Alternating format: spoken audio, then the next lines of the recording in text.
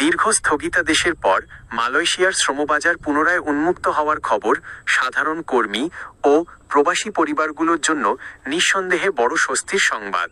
তবে সরকারি উদ্যোগের পাশাপাশি অসাধু দালাল ও সিন্ডিকেট চক্রও নতুন করে সক্রিয় হয়ে উঠছে।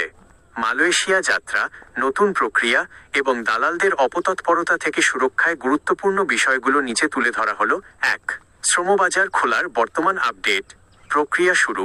দুই দেশের মধ্যে আলোচনার ভিত্তিতে BOESL-কে অগ্রাধিকার দিয়ে প্রসেসিং শুরুর প্রস্তুতি নেওয়া হয়েছে। প্রতারণামূলক সিন্ডিকেট বাতিল, অনিয়ম ও দুর্নীতির সাথে জড়িত পূর্বের বিভিন্ন রিক্রুটিং এজেন্সির লাইসেন্স বাতিল করা হয়েছে এবং সম্পূর্ণ স্বচ্ছ প্রক্রিয়ায় লোক পাঠানোর প্রতিশ্রুতি দেওয়া হয়েছে। বঞ্চিত কর্মীদের অগ্রাধিকার। পূর্বে যারা নির্ধারিত সময়ে বা ভিসা পেয়েও যেতে পারেননি, তাদের বিষয়ে অগ্রাধিকার দেওয়ার কথা বিবেচনা করা হচ্ছে। 2. সক্রিয় দালাল চক্রের ফাঁদ ও সতর্কতা। নিয়োগ প্রক্রিয়া শুরু হওয়ার খবরে দেশের গ্রামগঞ্জে এবং অনলাইনে কিছু অবৈধ মধ্যস্বত্বভোগী ও এজেন্সি নানাভাবে কর্মীদের প্রলোভন দেখাচ্ছে। ভুয়া ভিজিট ভিসা বা প্রলোভন, দ্রুত সময়ে কন্ট্রাক্ট ভিসা দেওয়া হবে বা ভিজিট ভিসায় গিয়ে ওয়ার্ক পারমিটে কনভার্ট করা যাবে, এমন আশ্বাসে বিশ্বাস করবেন না। মালয়েশিয়ায় ট্যুরিস্ট ভিসায় গিয়ে কাজের ভিসায় পরিবর্তন করা বেআইনি। অগ্রিম অর্থ লেনদেন।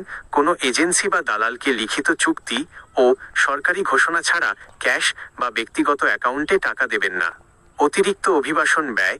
সরকার নির্ধারিত ব্যয়ের চেয়ে অতিরিক্ত 4-5 লাখ টাকার চুক্তি করা থেকে বিরত থাকুন। 3. নিরাপদ অভিবাসনের সঠিক পদক্ষেপ। 1. অফিসিয়াল ঘোষণা অনুসরণ করুন।